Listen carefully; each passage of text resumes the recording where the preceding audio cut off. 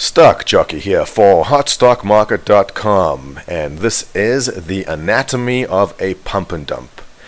Let me start off by saying that not all pump and dumps are intentional. Sometimes these are real companies that do have direction and do have a real business, but some things go wrong. That's just part of life. Businesses do fail, and most of the time, the charts, actually all the time, the charts will look the same. So we're going to take a look at a chart in a second.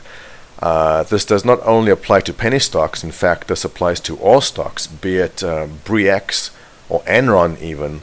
The story is always the same and the stock charts are always the same. So let's jump into it.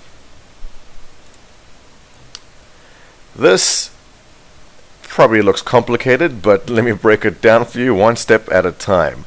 It always starts the same way, and that is, in the beginning, there's some stock, no one really cares about it much, but some people know about it, and they start accumulating and buying shares. Then some event takes place. The stock pops up, and the excitement starts spreading to the boards, and you can see the smiley guy because people are getting excited now. Then some other news event happens, and the stock spikes even higher. It goes up 50, 100, 200%. Now people are really excited about it. And here comes the fun. There's the promise of a press release, the promise of some event. It happens, and the stock explodes. And we're talking a huge move, and it's always on huge volume. New investors get caught in this spike each and every time. A lot of investors are on the sidelines and they are watching, and when they see this move up here, they just get excited and they jump in because they think the stock is going to go higher.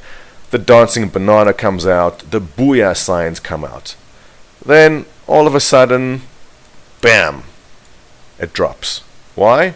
Well, all these people here who got in the stock early are taking their profits, and rightly so. I always tell people, take profits when you can, lock them in.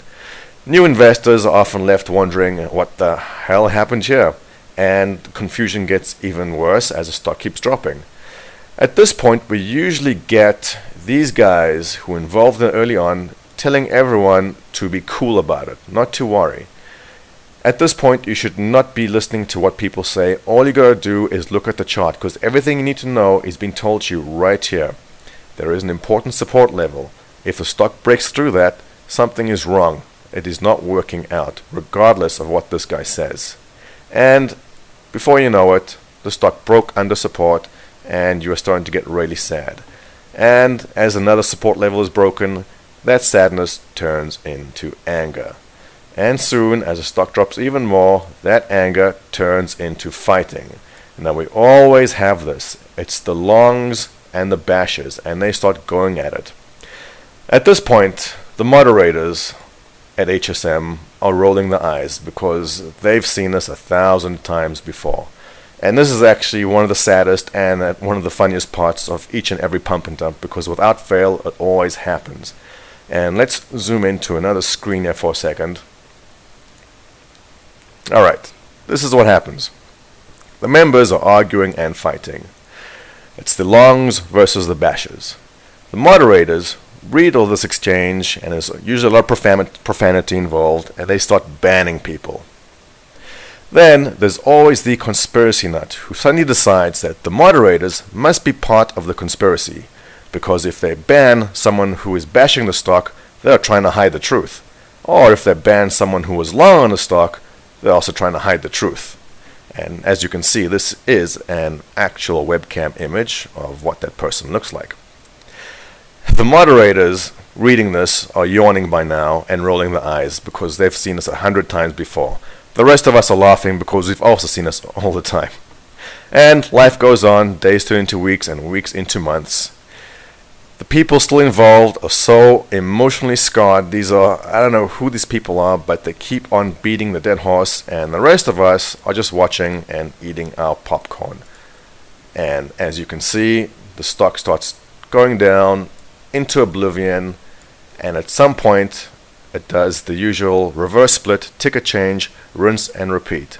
And the whole time the experienced investors watch this and are just thinking, oh, those poor Kool-Aid drinkers, because we see it all the time. And now that you have seen it, you know exactly what to watch out for. And that is the anatomy of the pump and dump. Stock Jockey, out.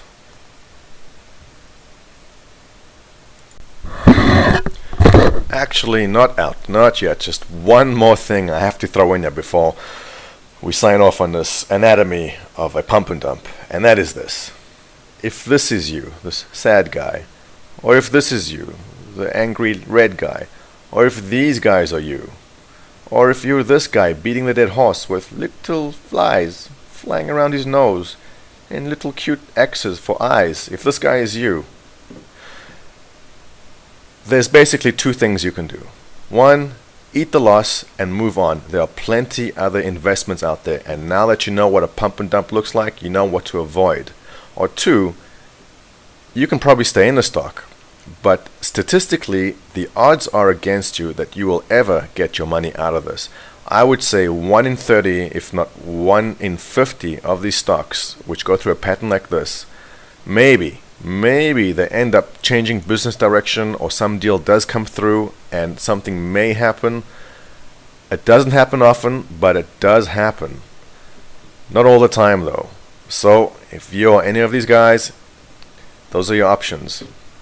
Eat the loss, move on with your life. And if this is you, if you just put 1/10 of the effort that you put into beating this dead horse, into finding other stocks and making new investments, you'll be better off too. This has been Stock Jockey, out.